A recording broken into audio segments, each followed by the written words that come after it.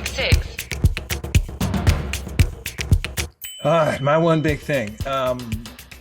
As we know, Syria's Arab League membership was revoked in 2011 after Bashar al-Assad ordered a violent crackdown on protesters that spiraled the country into a war that since killed nearly 500,000 people and displaced another 23 million. It's a complete disaster in Syria. This past Sunday, after an absence that lasted more than a decade, the Arab League voted unanimously to readmit Syria.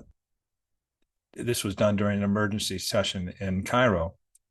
And in a bit of an understatement, the Secretary General of the Arab League said, quote, "I strongly expect that many European and Western countries may not welcome this Arab decision, but this is an independent Arab decision which sees that the Arab interest requires at this particular time not to leave the Syrian issue like this," unquote. And sort of to confirm that point, the U.S. State Department spokesperson said, quote, "We do not believe that Syria merits readmission to the Arab League at this time, and it's a point that we've made clear with all our partners," unquote. So,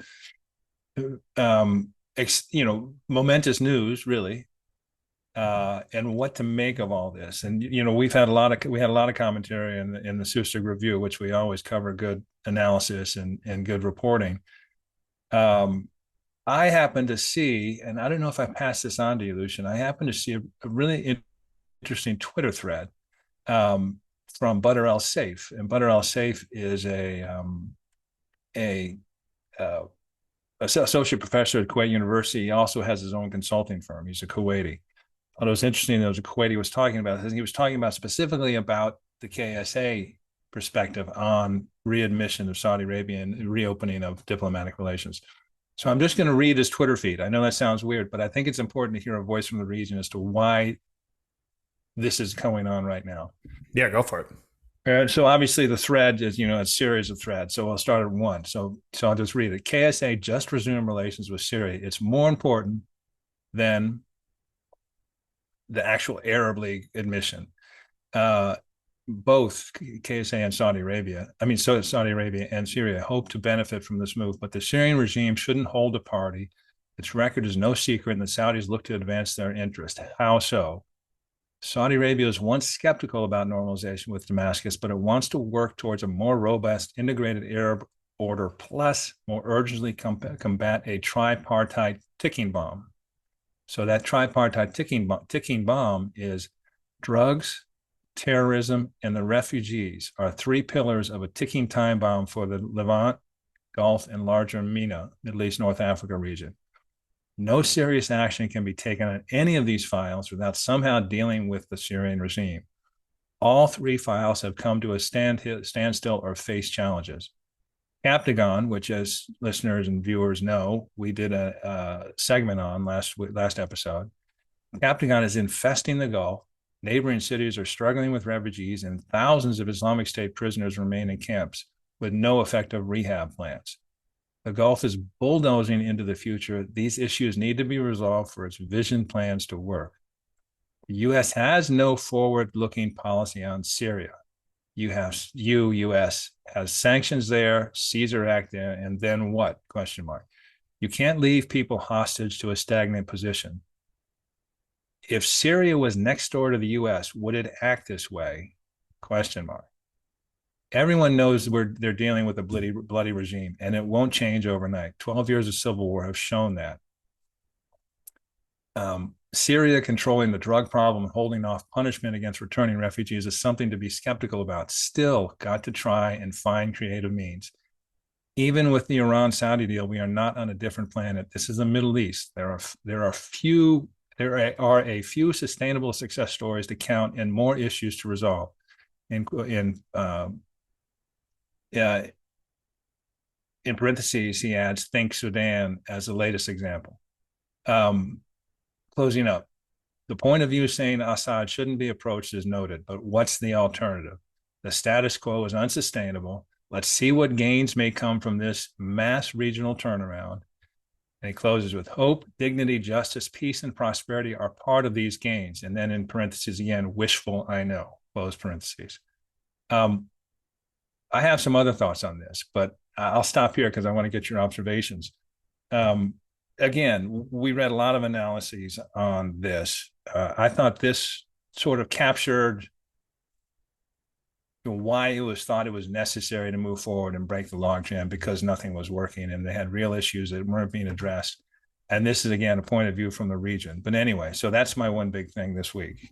Well, I just have two very quick observations, Richard, and then I kind of want, and thank you for handing the talking stick over to me, but I want to give it back to you because I want to hear more on your observations. But just two things really quickly. One, I mean, that is such a good point about engagement being a way to solve some of these problems, because they're all getting worse and they're all heading in one direction. And if you don't change something up, then you can't expect a different outcome. And I think Saudi Arabia may be saying that, hey, like, let's engage with them and see if we can figure out how to tighten up some of this drug trade, which is flooding the Gulf region. We're the customers. And, you know, we talked about this, I think it was last week, Richard, in the Captagon segment? Yeah. Captagon, yeah. Yeah. And then, you know, just that's my other point I really want to make is that, please, if you missed it, you can just listen to that segment. But we talked about Captagon. It was Richard's one big thing last week, and it's really a good sort of overview discussing the complexity of the problem in the region. And Richard did a really great job kind of, you know, distilling that all together into one understandable point, which is essentially that Syria is a narco state now, and the only way to get them to not be a narco state is to try to curb your own demand, but also, you know, work with them to. And Richard, they did have a recent attack, killing, I think, one of the drug lords in Syria this week. Jordanians did a strike, and they just had another $8 million, tablets intercepted in Saudi. And it's interesting. The part of the rapprochement, part of the discussion, I gather, as reported, it could be wrong, is that the Saudis are talking to the Assad regime about saying, we'll give you $4 billion if you shut this down. I mean, this is how important it is to the region. But so again, that's possibly, that's sheer speculation. I don't know. But it does speak to the fact that what's something we talked about during that segment, and it was a good point, was that, if it's a criminal enterprise that's, has tremendous revenues, why would they stop? And you got to give them, some other reasons. But the reason I turned it over to you, Lucian, is because I have a lot to say on it. And I'm not sure if we have the time. I think we should go for it, Richard. We do have a bit of a hard stop, but I'd like for you to keep going. I'm going to shut up now. You sure? Please go. Yeah. Yes, absolutely. Absolutely. I just thought it was telling. If Syria was next door to the U.S., would it act this way? And this is what he said in his thread. And we talk a lot about on the show about having to come up with a new approach, revamp our paradigms and our perspectives on the region and what it needs and what advances our interests there. And it seems to me, I mean, U.S. foreign policy in the region has really been dominated by a post 9/11 paradigm, and which was actuated sort of by the global war on terrorism. And you can go through it. Did actually, quash Al-Qaeda. And we had allies in this globally. You remember Saudi Arabia was a primary target of Al-Qaeda and suffered all sorts of violent attacks in 03, 04, 05, even in 06. I mean, just really some virulent and dangerous stuff, but they were able to shut down. So obviously Saudi Arabia and the U.S. is in league on this. So that makes sense, but that Al-Qaeda counterterrorism approach led to a misguided disaster in Iraq, which created ISIS, which required massive military mobilization, resulted in terrible suffering, the empowerment of Iran in the region.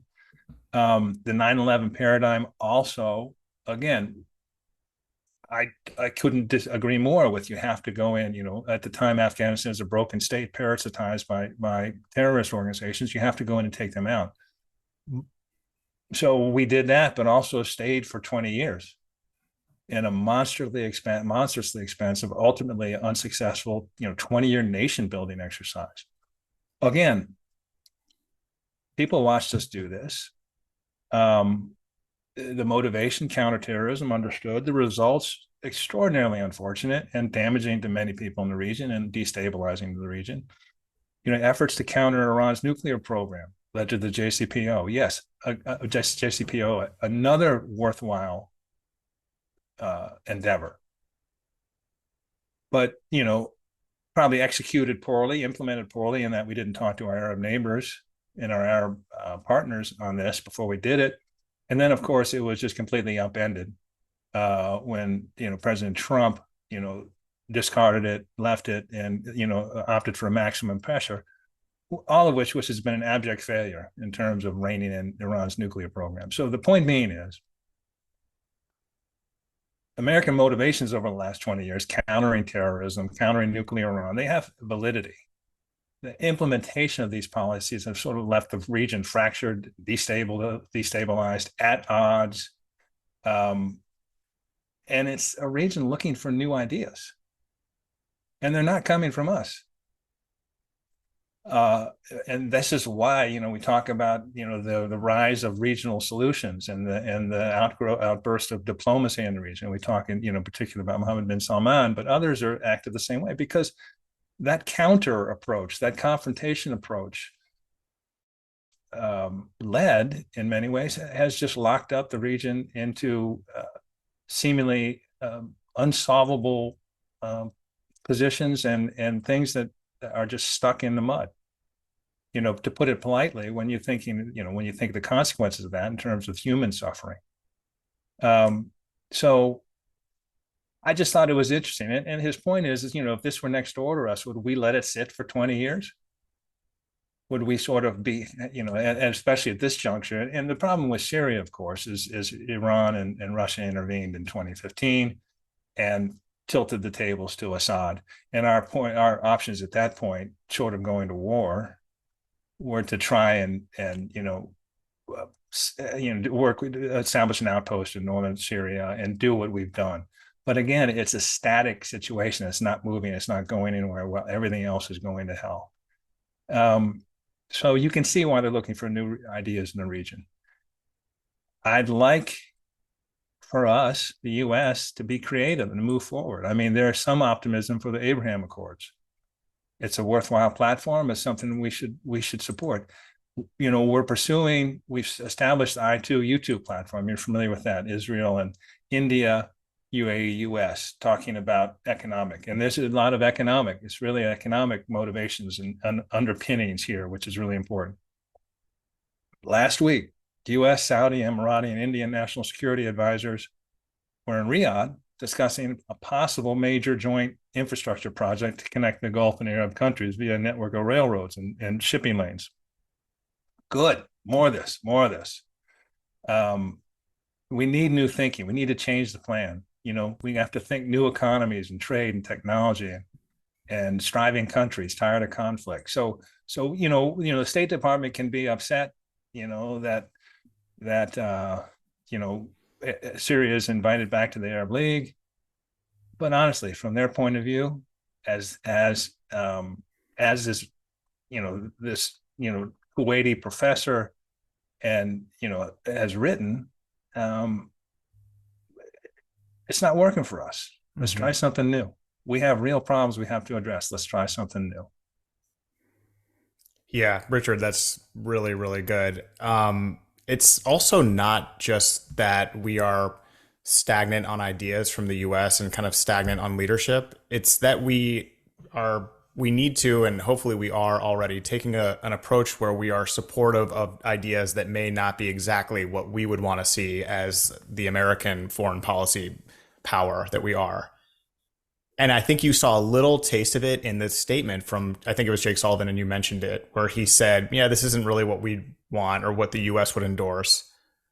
But this is not our call. This is the Arab League's call, and we support what they're doing. We support their impetus and their initiative here, if that's what they want to do. And I want to see personally more of that, where we're supporting Saudi Arabia and our allies in the region acting in their interests, because that supports our interest as allies. And so there's not just a little brother, big brother, oil for arms type thing going on anymore. And I think that's a good direction to be heading in. And I just, that was a really good one big thing. Just really good. A shout out to Badr Al Saif. He's the young Kuwaiti, and like I said, he's president of Al Saif Consulting, an assistant professor at Kuwait University, and he doesn't know. I'm using his tweets, but to your point, that Saudi and Iran agreement that was closed anyway by China, was brokered sort of by Iraq and Oman, but closed by China. The U.S. was smart there to just say, yeah, great, good for the region. Mm-hmm.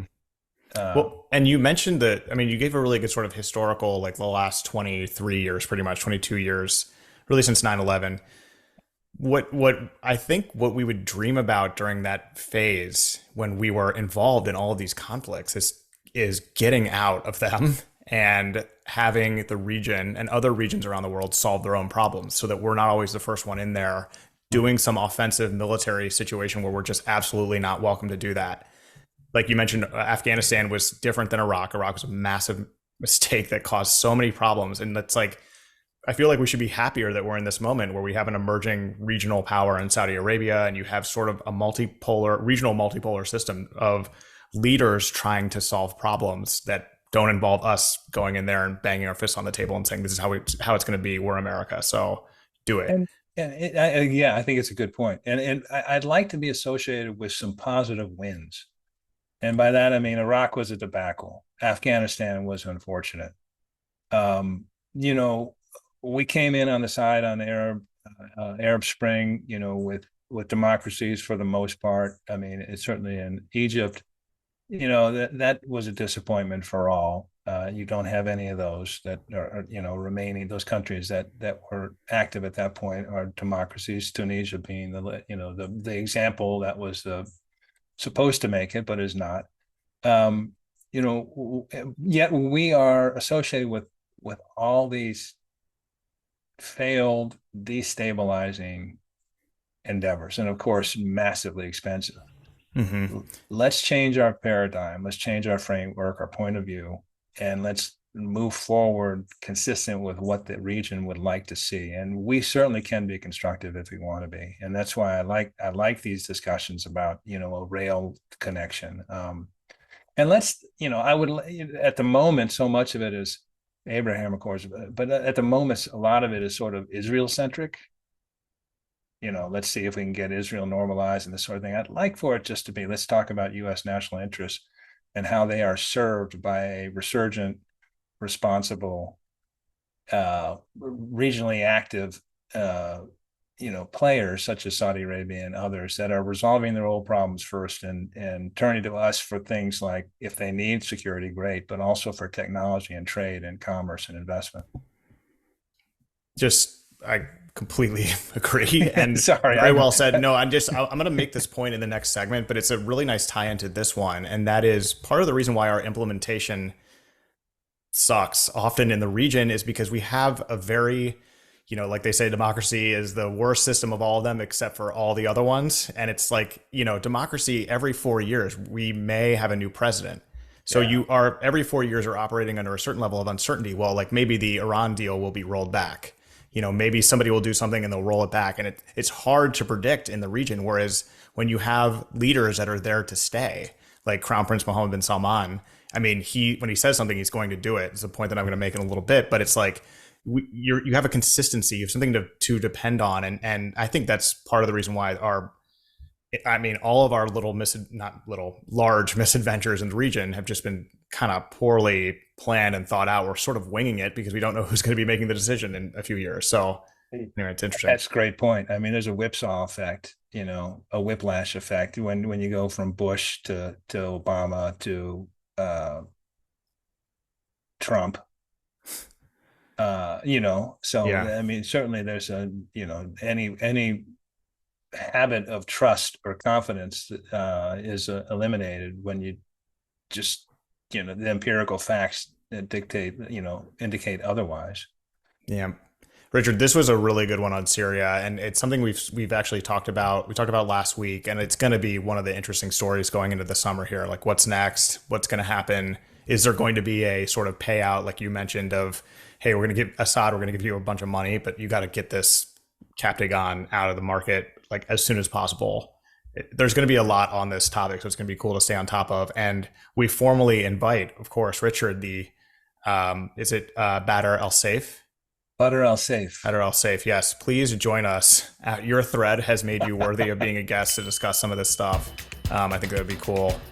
He's almost certainly listening, right, Richard? So Isn't everybody? Yeah, Hi, everybody Butter. is. Yeah.